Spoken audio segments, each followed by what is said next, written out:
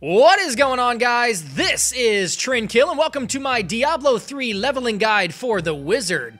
First off, if you haven't seen my Barbarian guide, go check that out. For the first about minute to a minute and a half, I describe exactly what I'm trying to accomplish in these builds. Otherwise, if you've already seen it, let's go ahead and get into the Wizard build. Alright, so Wizards are basically mages, and their ability, or I'm sorry, their mechanic, Arcane Power, is basically mana. You can cast spells till you run out, then you have to wait for it to replenish. With the sole exception of their primary ability, their signature spell, which is always free. I like to stick with the basic magic missile. It's simple, it's effective, it's the first skill that you get, or the first spell that you get, I guess.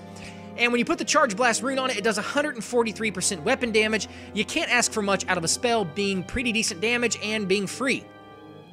We move over to the secondary ability. I like to choose Ray of Frost. It does a little more damage, does 215% weapon damage to the first enemy that it hits, and slows that enemy by 30% for 3 seconds. But when you put the Cold Blood rune on it, it reduces the casting cost to 0, which essentially makes that another signature spell. So you've got 2 spells you can cast completely for free.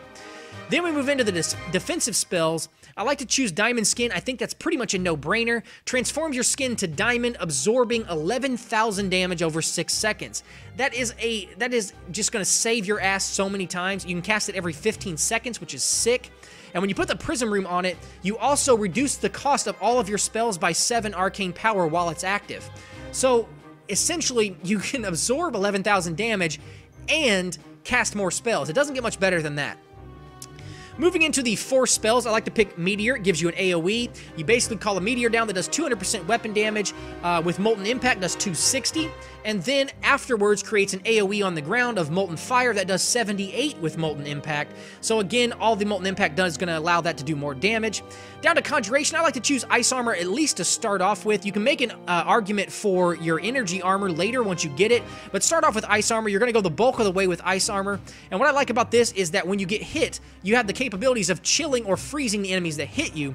With the Chilling Aura, not only that, but also the people that even get close to you are going to be reduced in speed by 30%.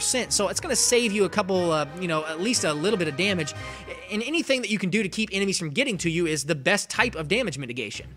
We move on to Mastery. I don't know how this is going to play out, but I like the looks of Archon. Transform into a completely different being, and all of your spells, all of your abilities are completely different. You have these new powerful abilities specifically for the Archon, and your armor and resistances are increased by 40%, but in addition to that, every single enemy that you kill increases the duration of your Archon by an extra second, so you're not going to get it forever, but you may take it up to 30 seconds. I mean, I don't know. It depends on how many people you kill. That seems like a really, really neat mechanic, and I'm pretty sure it's going to be extremely powerful.